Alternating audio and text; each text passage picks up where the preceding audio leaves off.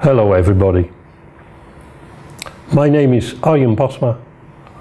I'm 67 years old and I live in the Netherlands in a small village in the northern part of it, and I'm a homeopath.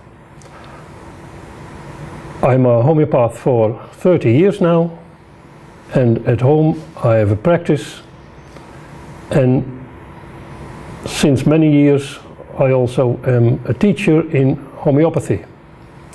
I've been a teacher in several schools, and at the moment I'm a teacher in Arnhem in the Netherlands at the HVNA in Arnhem.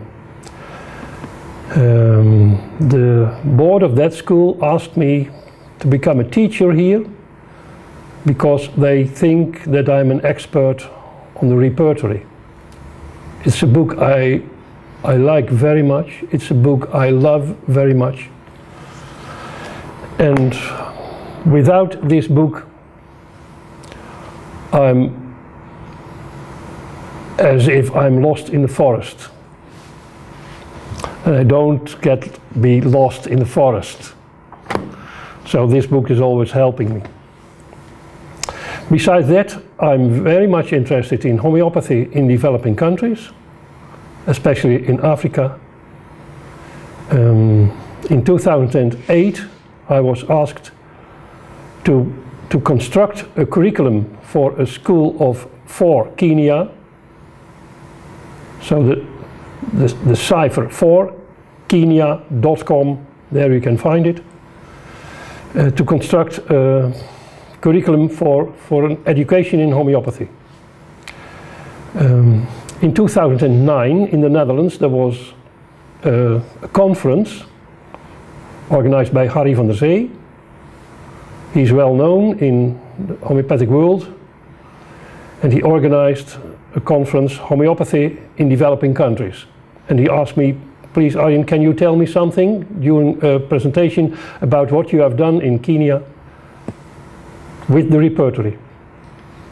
I gave the lecture, and that lecture was attended by Nicolien Potgieter from Switzerland, and she is organizing homeopathy in a small clinic in Malawi, southeast in Africa. And she asked me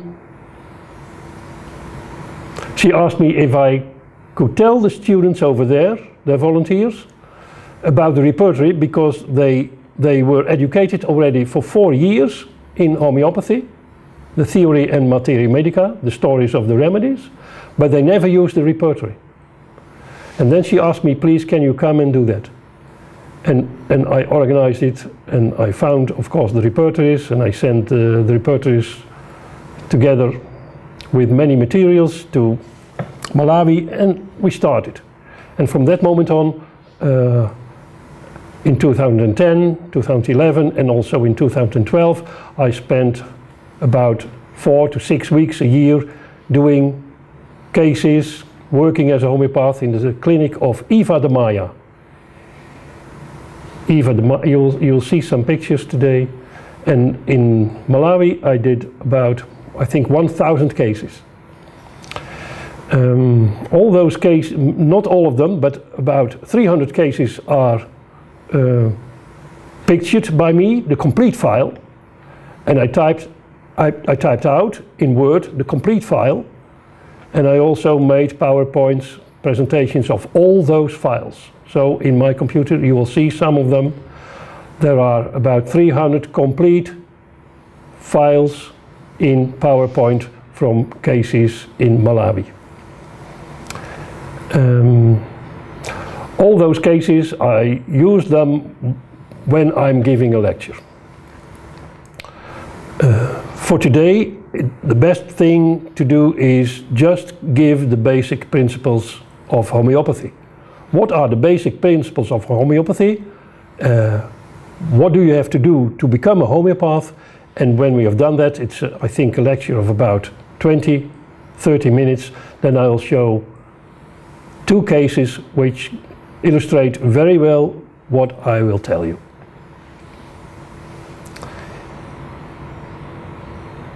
In this PowerPoint presentation I'll show you on the screen what's in the computer, and I just read it with you.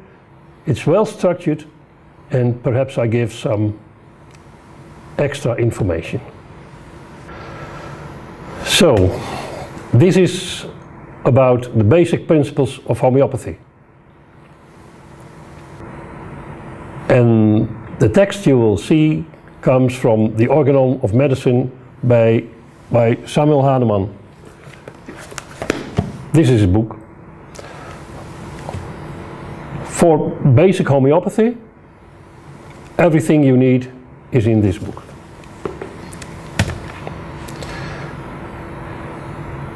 Samuel Hahnemann was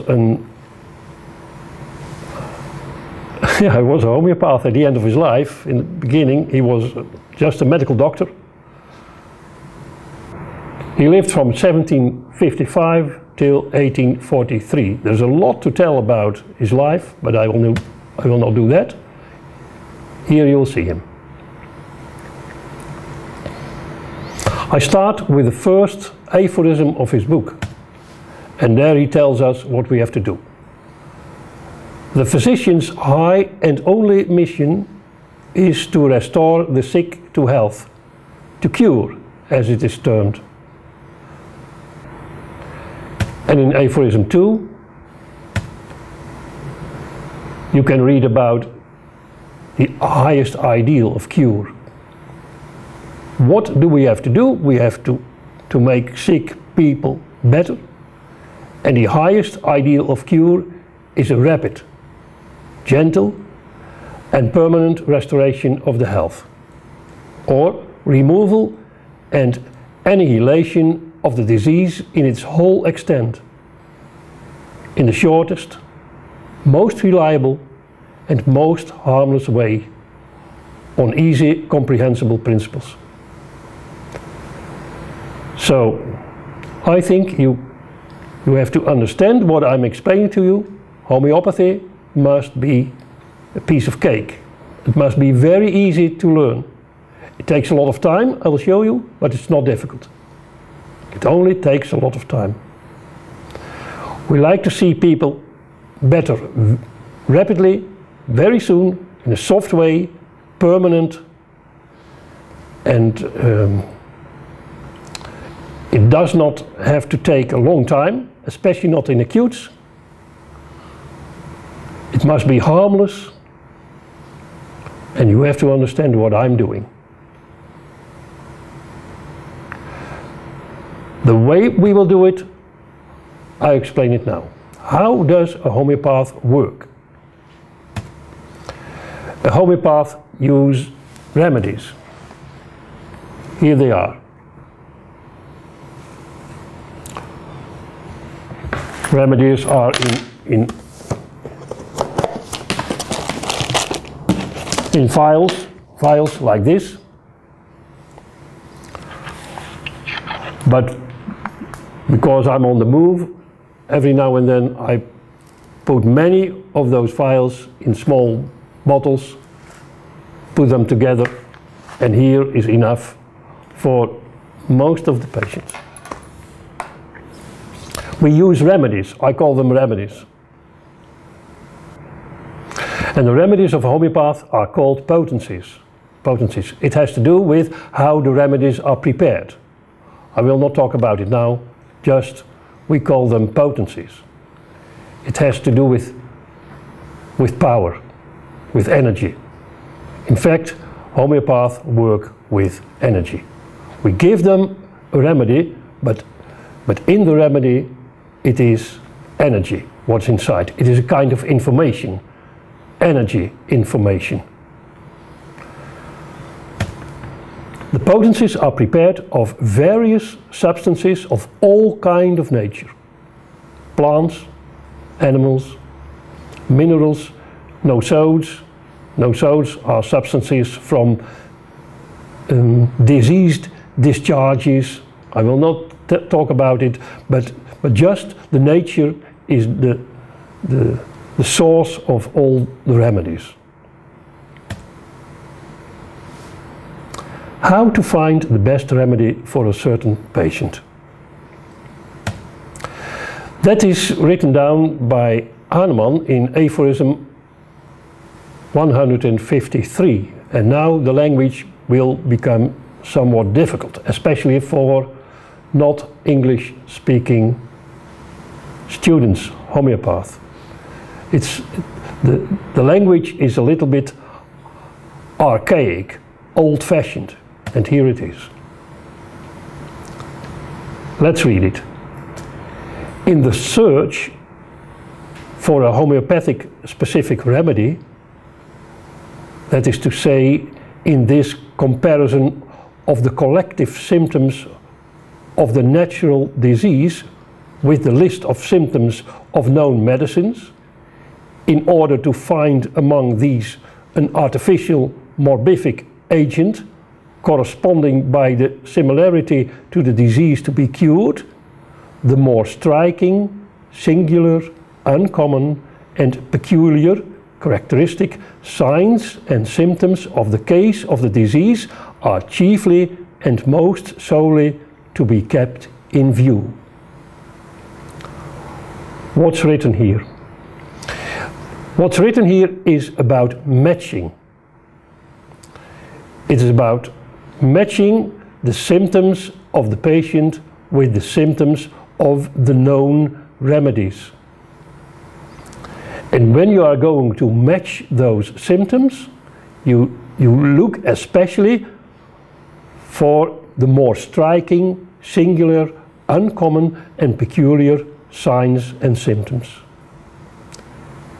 It is as if the left hand is the patient and the right hand is the remedy. And now you are looking for something what is matching. And this does not match. Or this does not match. But this matches.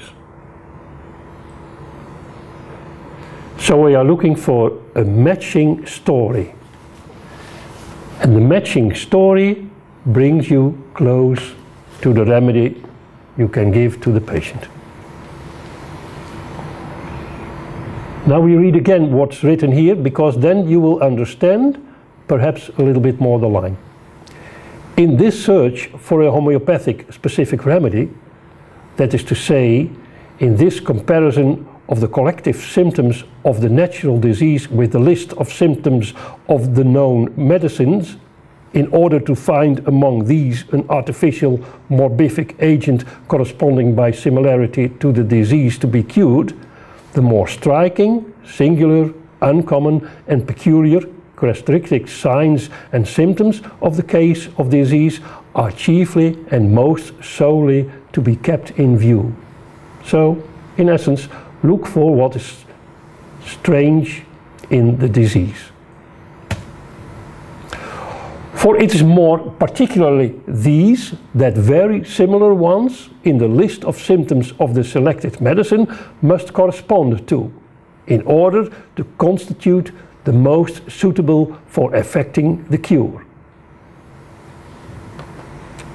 Again, Hahnemann tells us here that we have to look for the very similar ones in the list of symptoms of the selected medicine. Those must correspond. There must be a similarity between the symptoms of the disease and the symptoms of the remedies which are written in our books. I'll show you. The more general and undefined symptoms, as loss of appetite, headache, debility, restless sleep, discomfort and so forth, demand but little attention, when of that vague and indefinite character, if they cannot be more accurately described, as symptoms of such a general nature are observed in almost every disease and from almost every drug. So, when a patient says, homeopath, I have a headache, then I say, I have no idea for a remedy. But when he says, I always have a headache when a thunderstorm is coming, then I know, okay, now I have an idea for a smaller group of remedies, because most of the remedies don't have the symptom, I have a headache when the thunderstorm is coming. The best illustration will be the two cases I will do right after this lecture. In aphorism 154, he says, if the antitype, that is in fact, it's a strange word, but he means in fact the remedy.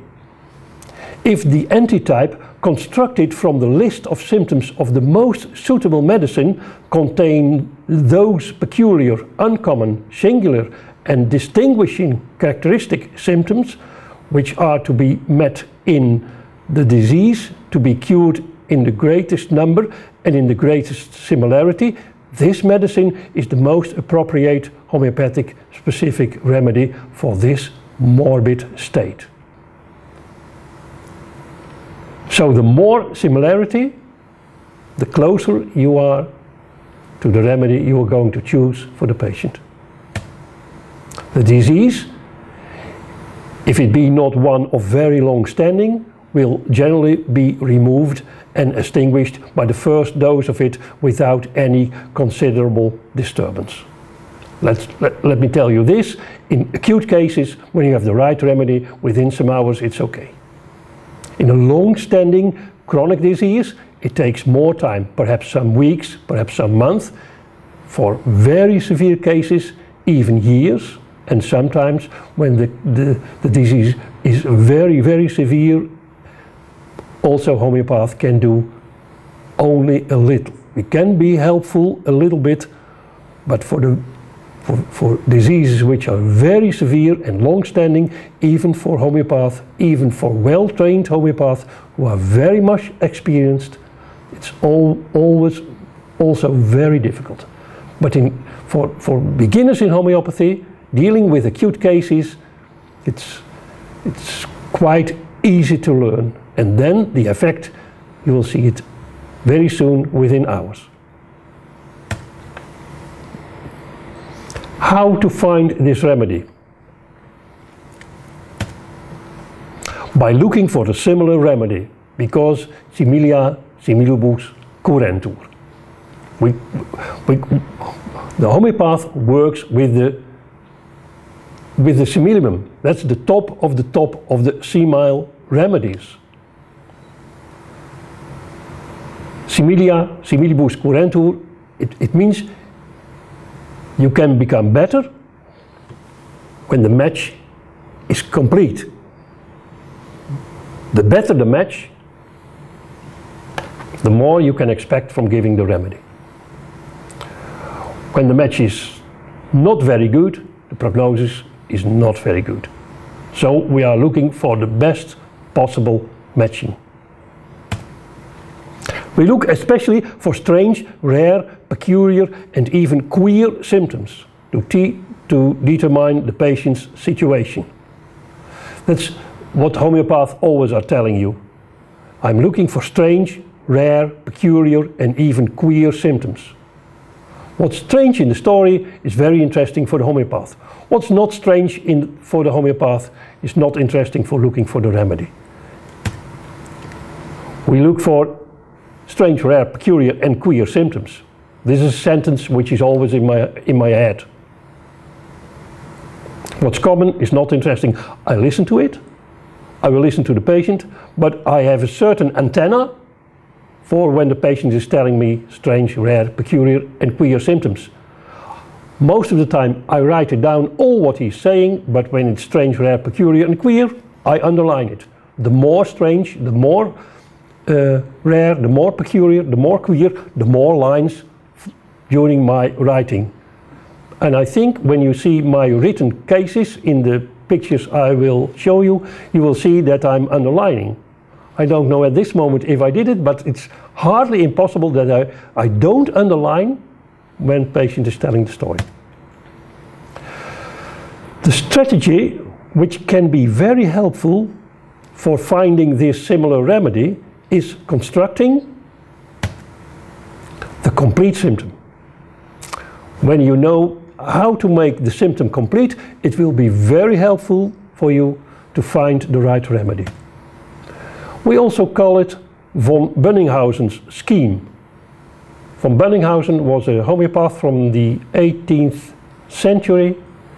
He was German, but he studied in the Netherlands. He was, in fact, in the beginning of his life, he was a botanist. He studied plants and herbs, and later on he became interested in homeopathy, and from him we inherit his scheme. Here you see him, Clemens von Bunninghausen.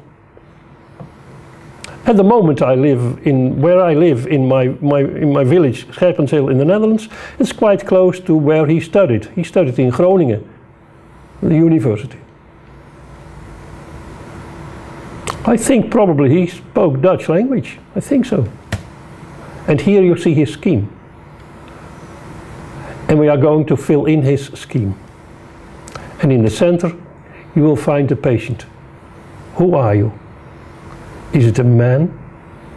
Is it a woman? Is it a child? Is it an old man? Is it a very young child? Is it a baby? In what kind of a situation are you? How are you behaving? All about the person of the patient. It can be very helpful.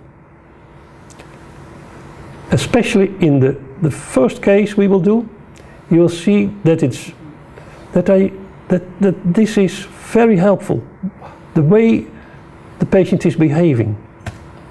Then of course, what's the problem? Tell me what's going on.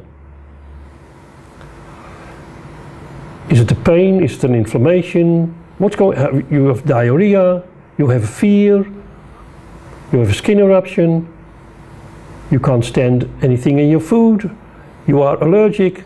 No matter what's going on, a homeopath can listen to it. Homeopaths are never specialists. In fact, I'm not a specialist. My only thing in which I'm a specialist is in homeopathy. In homeopathy, I'm a specialist. I look upon the world as through my glasses. I look through homeopathic glasses to the world, to patients. Where is your problem? Exactly where? It can be very helpful. Where in your body is it? The remedies are constructed also from very detailed information, and also the where question. Tell me exactly the patient where it is. There are remedies which have to do with the right wrist. There are remedies which have to do with the small joints in the hands, rheumatoid arthritis. When the problem is exactly here, it differs the remedy from when it's only in the fingers. There are remedies which are left-sided. There are remedies that have a right-sided story. Exactly where? When did the problem come? Is it always? Is it certain hours of the day? Is it certain weather? When does it come? It helps to give more details on the complaint of the patient. Is there something what's always coming when the complaint is coming? Is there something which always accompanies the complaint the patient is telling you? This part of the scheme of the complete symptom is not so often seen by me, but sometimes I saw it. And when you have that, always when I have diarrhea, I have always a headache. Or always when I have this, I also have that. Especially when those two problems are not related to each other, it's very strange, rare, peculiar and queer, because there's no logic. When there's no logic, it's very interesting for a homeopath. And then we add one of the most important things to the complete symptom, the causation. What has happened in the story of the patient that this complaint now started? Perhaps you have gone through a major grief, perhaps you have become very cold, perhaps you have eaten rotten food, perhaps you were insulted. What has happened that this problem started? The problem can be a headache, but when the headache started, since your father died and it was a big shock for you, it will be likely for a homeopath that you will get not a headache remedy, but a grief remedy. It's very interesting. Homeopath will always ask for the causation. You will see it in the first case I'll do it. And then you see these perhaps strange graphs, but it means aggravation and amelioration.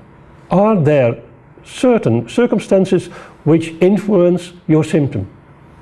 Perhaps you have a headache and it will be better by pressure, pressure, pressure. The harder you press on your head, the better it is.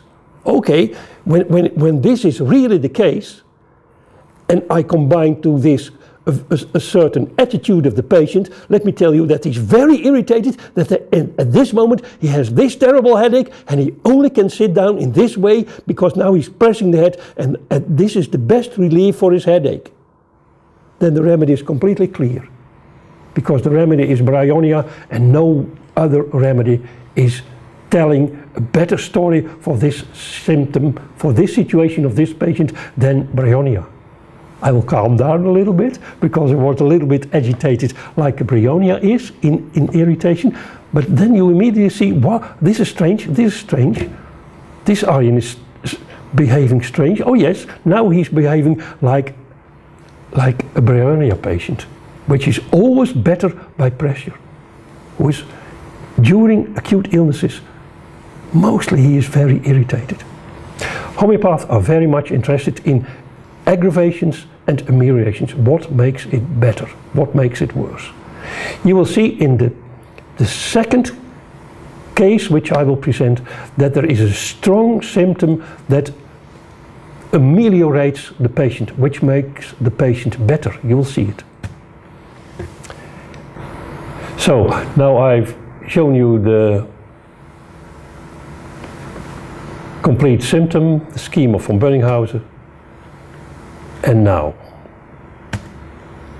the repertory has to be opened and you can look for one or more suitable, fitting, matching rubrics. Information in the rubrics in the repertory is helpful to get ideas for the best fitting remedy. I have to tell you something about books in homeopathy. In fact, a homeopath needs 3 books. The first one is this. It's a book on theory of homeopathy. It's what I'm talking about now. It comes from the Organon. The next book is a book about the remedies. There are many books on the remedies. This is the Materia Medica from Börike. Many homeopaths know this book, and in this book you will find information about many remedies. There are perhaps 5,000 remedies. I think in this book there's information of about 1,000 remedies. We know these stories because of provings of these remedies. All those remedies are proven upon healthy people, and those who are sensitive to a specific remedy, they show pictures, parts of the picture of the remedy. And when you collect all those symptoms people are showing during the proving, then you can construct the remedy picture. I can tell much more about it, but in essence this is based on provings. When I read the Materia Medica, I read the remedies in terms of how people behave. And in what way people are sick. And all those remedy pictures, they differ from each other. And what I have to do is for a certain patient to find out where's your story. And when I know where I can find the story, then the matching is there. Of course, it's impossible for me to know this book by heart. I cannot do that. To be helpful is then the repertory. The repertory, in fact, is a kind of index. All the information of the materia medica is put on little cards and in the shape of an index, and then it's typed out and printed. And the typed out and printed index, we call it a repertory. And that's this book. It's a huge book. There's lots of information. In the beginning you can't understand how so much information can be collected in only one book, but it's amazing. For me, it's great that such a book exists. It's a little bit strange index, but it's the same as when you have never opened a book like this. It is as if you are in a very big shop somewhere in China, and you don't speak the language, and you don't know the people, and you don't know the organization within the big shop, and you are lost in the forest. But when there is a helper, when someone is explaining to you how to find your way in that shop, then little by little you become acquainted with all the contents of the shop, or all the contents, the structure and the contents of this book. And as a teacher, I'm very much experienced in helping students how to find their way in this book, so that they can be helped by the information, because it's the first constructor of the repertory. Is there an old cant here? The first repertory? Yes, here it is. This perhaps it's not the first repertory, but it's a very basic repertory of Kent. And in the foreword of Kent, there is written, only by constant use, any repertory can become a companion and a helper. So when you are in difficult times, then you need a companion and a helper. And for me, the repertory is a companion and a helper. But he says, only by constant use. So use it constantly. And take care that you know this book very, very well, and it will be very helpful. So, for me it's very common to use the word rubric, a lemma,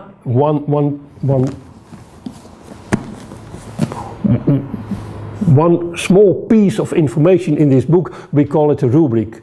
And sometimes there are sub-rubrics and sub-rubrics, but perhaps I can tell about it in another presentation, but it's always about rubrics. Rubrics are parts, lines in the repertory. So, when you know the story of the patient, you know the complete symptom, you know the whole story of the patient, the repertory has to be opened, and you can look for one or more suitable, fitting, matching rubrics. And information in the rubrics is helpful to get ideas for the best fitting remedy, because in the rubric there are written down the remedies which have that specific symptom in its picture. And then in the materia medica, that's the remedy book. In the materia medica you can check the remedy or the remedies that came up, so that you can make the decision to choose a specific remedy. Or, when you are not satisfied, to look for another one. It's not the repertory which gives the decision, it is the materia medica which will give you the decision to choose the remedy or to look for another one. The repertory is just a helper. You are the one who's going to make the decision. Can only one rubric be enough? Yes, Sometimes only one rubric can be enough, especially when the information is very strange, very rare, very peculiar and very queer. But mostly you join more rubrics together to construct a so-called totality. By working in that way, you look for one or more remedies coming up in all or most of the rubrics of the symptoms.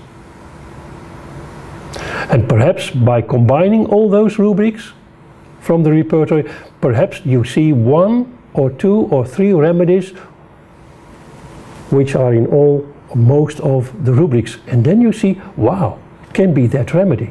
That's the moment you have to open the Materia Medica and to read the remedy. Perhaps you know the remedy already, perhaps you don't know the remedy. Always read the Materia Medica to make the final decision. In fact, you make a so-called repertorisation. You will see one. A repertorisation is a combination of all the rubrics you found in the repertory. In this way, one can come close to the matching remedy. I did not say that that the repertorisation gives you the right remedy. It's just you come close to the matching remedy. At the end, you have to make the decision yourself after reading the Materia Medica. So, now the Materia Medica can be consulted for the differential diagnosis. And the homeopath is able to choose the best fitting, the best matching remedy, which can be the similimum. Similimum means the top of the simile remedies.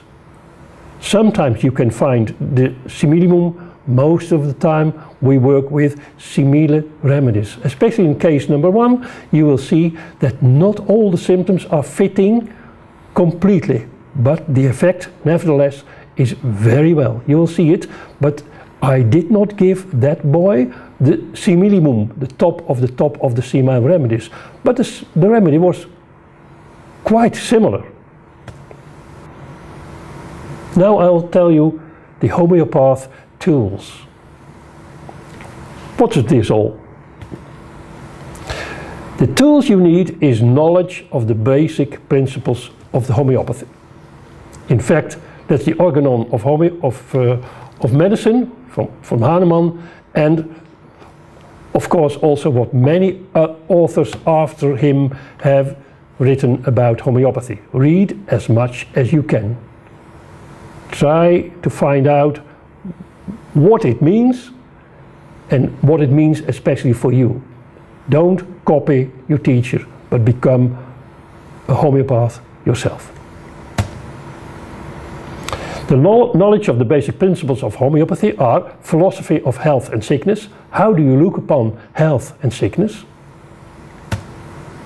And the theory of homeopathy, the anamnesis, the talking with the patient, the analysis and the repertorisation, which symptoms am I going to use and which not, the choice of the potency. It's a long story, but we have to choose a certain potency, and the dosage, in which way am I going to give the remedy to the patient. And right after you have given the remedy, you need to know how to look upon the patterns of the patient's reaction to the given remedy. That's quite difficult, but you can learn it, because every patient is reacting to remedies in his own personal way. And there you will see the individuality. You see the individuality in choosing the remedy, but especially also in looking upon the patterns of the patient's reaction to the given remedies. And that will tell you how it is going on to the patient.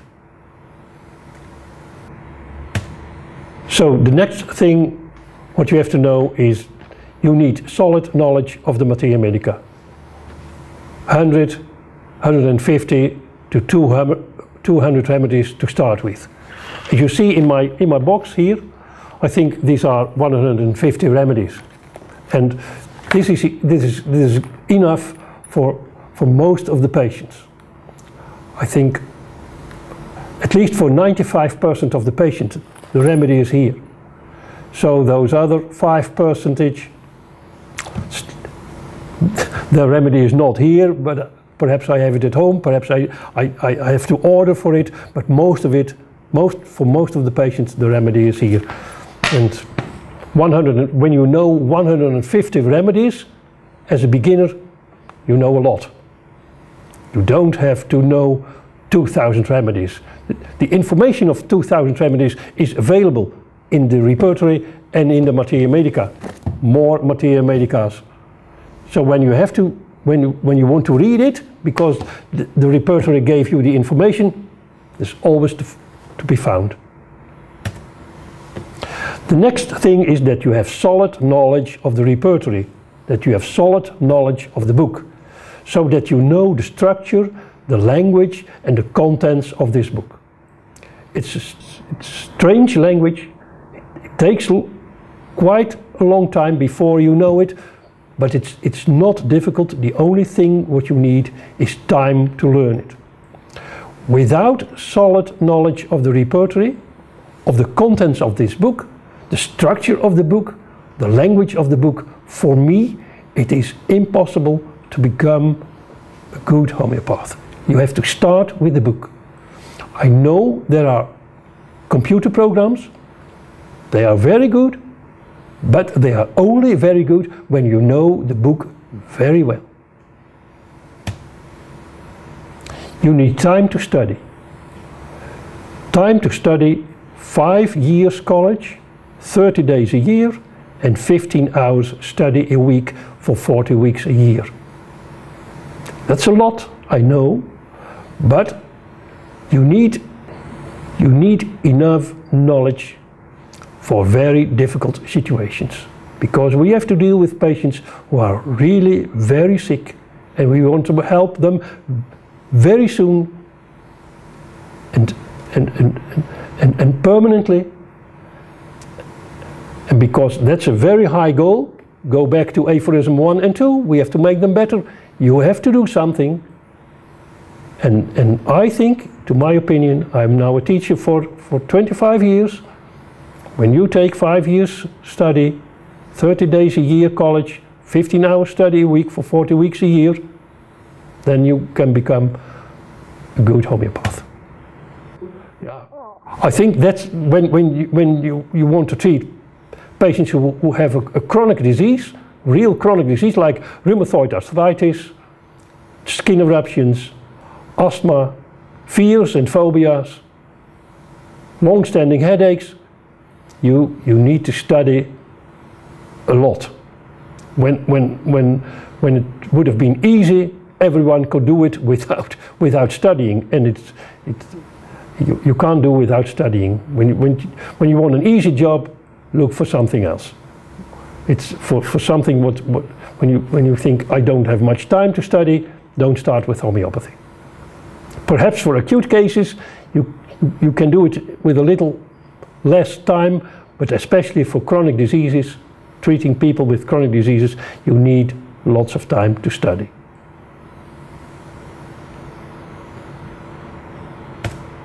And right after that, you need years of experience. The more, the better. It helps me that I'm now a homeopath for 30 years. Still, many times it's not easy to find the right remedy.